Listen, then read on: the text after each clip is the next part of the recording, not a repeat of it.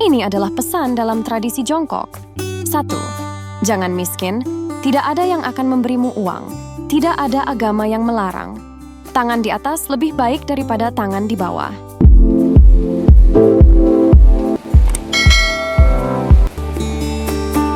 Jadikan kejutan. Ada 4 pesan dari kebudayaan tradisi Tiongkok atau China yang bisa menjadi patokan ya, walaupun kadang-kadang ini kayaknya kejam banget. Tapi itulah yang terjadi. Kita tahu, mereka adalah bangsa yang pekerja keras. Dan kerja kerasnya bisa lembur tiap hari. Enggak ada masalah dengan kerja.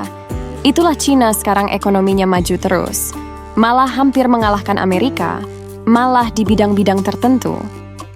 Perusahaan-perusahaan Cina sudah bisa mengalahkan perusahaan Amerika. Di bidang apa aja? Di telekomunikasi mereka punya Huawei. Kemudian di mobil listrik. Beberapa teknologi Cina sekarang sudah up banget. Kita lihat bagaimana TikTok meluluh lantakkan platform-platform medsos, ciptaan dari negeri-negeri barat. Ada apa dengan orang-orang Cina? Di samping mereka tuh tahan betul untuk hidup menderita. Kadang-kadang mereka yang belum punya duit makanya bubur, mereka tahan banting tuh enggak pernah mengeluh. Digabung juga dengan fenomena para perantau. Makanya orang-orang Cina di sini sukses secara ekonomi. Nggak percaya, lihat aja. Di top 10 orang terkaya Indonesia, yang non-Cina barangkali. Cuman 2 orang ya, Pak Khairul Tanjung sama ada satu lagi yang orang keturunan India itu. Dan ini adalah pesan dalam tradisi Tiongkok yang bisa saya angkat. Dan semoga ini menjadi bahan renungan kita. 1. Pesannya mereka jangan miskin.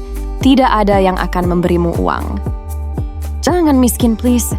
Dan seorang Bill Gates pun pernah bicara, kalau kamu lahir miskin itu bukan kesalahan kamu, karena kita tidak bisa melawan takdir. Kita akan lahir dari keluarga yang seperti apa. Tapi kalau kita meninggal dalam keadaan miskin, itu ada salahnya kita. Kenapa?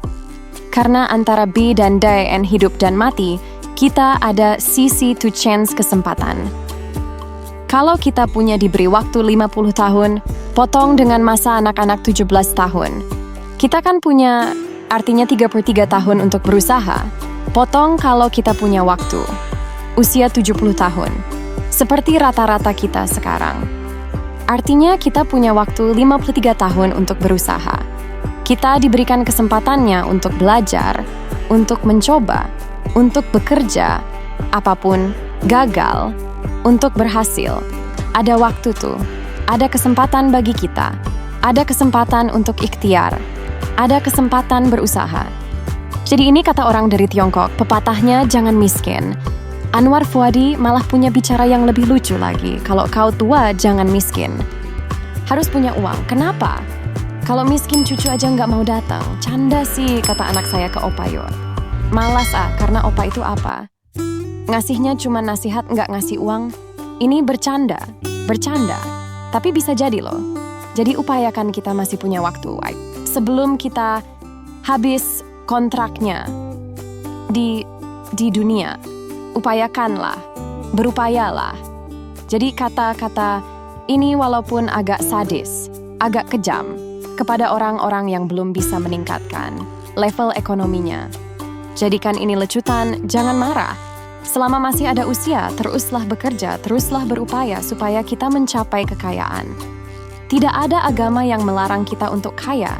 Kaya itu jauh lebih baik dari miskin karena tangan di atas lebih baik daripada tangan di bawah. Jadi jangan tersinggung. Saya cuma ngebacain saja. Ini adalah 4 nasihat dari Tiongkok.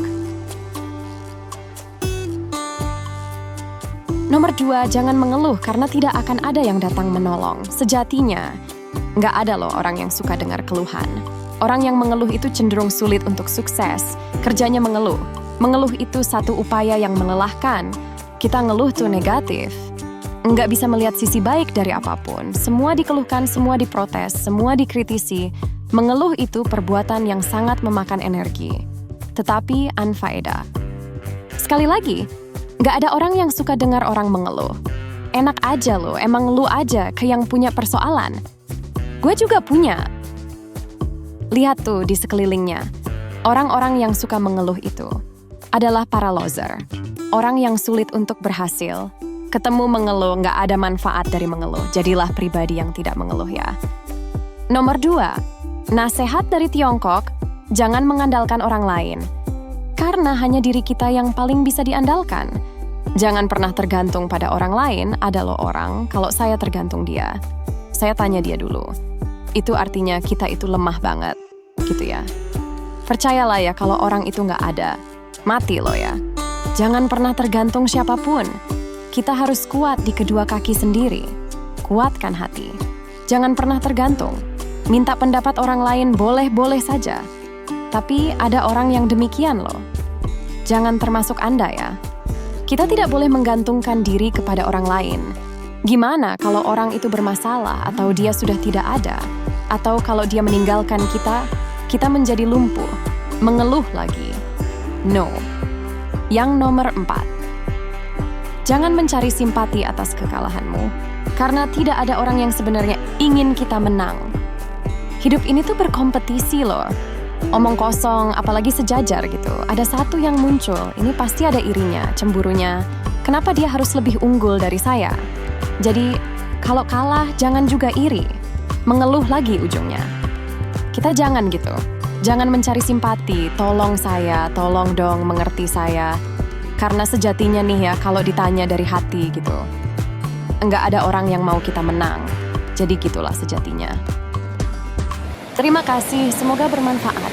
Sampai jumpa di video berikutnya.